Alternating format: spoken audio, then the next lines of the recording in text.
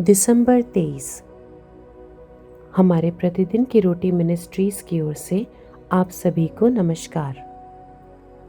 आज के हमारे संदेश का शीर्षक है यीशु में संगति, डेव ब्रेनन की ओर से। आज के पवित्र शास्त्र का भाग है पहला थिस्सलुनीकियों 5 अध्याय 11 से लेके 15 आयत तक।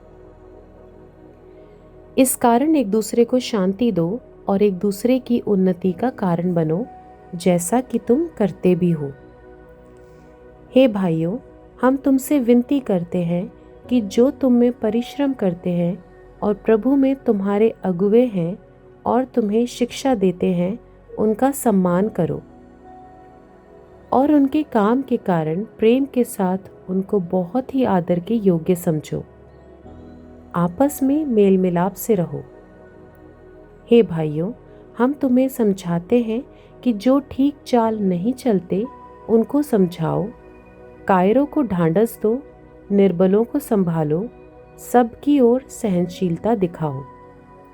सावधान, कोई किसी से बुराई के बदले बुराई ना करे, पर सदा भलाई करने पर तत्पर रहो। आपस में और सबसे भी भलाई ही की चेष्टा करो। मुख्य वचन पहला थिस्सलुनीकियों 5:11। इस कारण एक दूसरे को शांति दो और एक दूसरे की उन्नति का कारण बनो। मुझे नहीं पता कि रविवार की सुबह की सेवा के बाद लाइट बंद करने और चर्च को बंद करने के लिए कौन जिम्मेदार है, लेकिन मैं उस व्यक्ति के बारे में एक बात जानता हूँ। रविवार का खाना देरी से होने वाला है। ऐसा इसलिए है क्योंकि बहुत से लोग चर्च के बाद समय बिताना पसंद करते हैं और जीवन के फैसलों, दिल की समस्याओं और संघर्षों और बहुत कुछ के बारे में बात करते हैं। आराधना के 20 मिनट बाद चारों ओर देखना और इतने सारे लोगों को एक दूसरे की संगति का आनंद लेते देखना एक खुशी की बात है। संगति मसीह के समान जीवन का एक महत्वपूर्ण घटक है।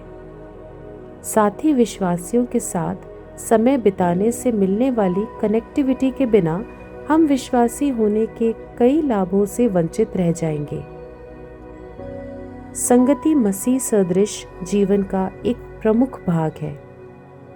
साथ ही विश्वासियों के साथ समय बिताने से मिलने वाली कनेक्टिविटी के बिना हम विश्वासी होने के कई लाभों से वंचित रह जाएंगे। उदाहरण के लिए पौलुस कहता है कि हम एक दूसरे को शांति दे सकते हैं और एक दूसरे की उन्नति का कारण बन सकते हैं।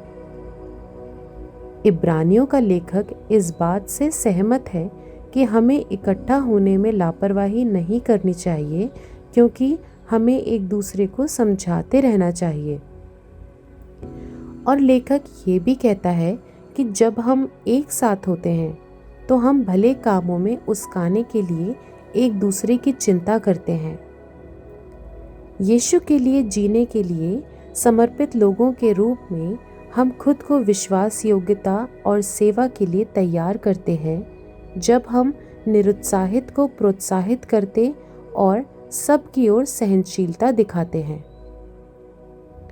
उस तरह से जीने से हम में सच्ची संगति का आनंद लेने में और आपस में और सबसे भी भलाई करने में मदद करता है। विश्वासियों के साथ रहने से आपको क्या लाभ मिलता है? आप दूसरों को मसीह की संगति का अनुभव कराने में मदद कैसे कर सकते हैं? प्रिय परमेश्वर, कृपया मुझे एक संगति रखने वाला बनने में मदद करें, जो दूसरों को प्रेम और करुणा में उदारतापूर्वक प्रोत्साहित करता है। आमीन।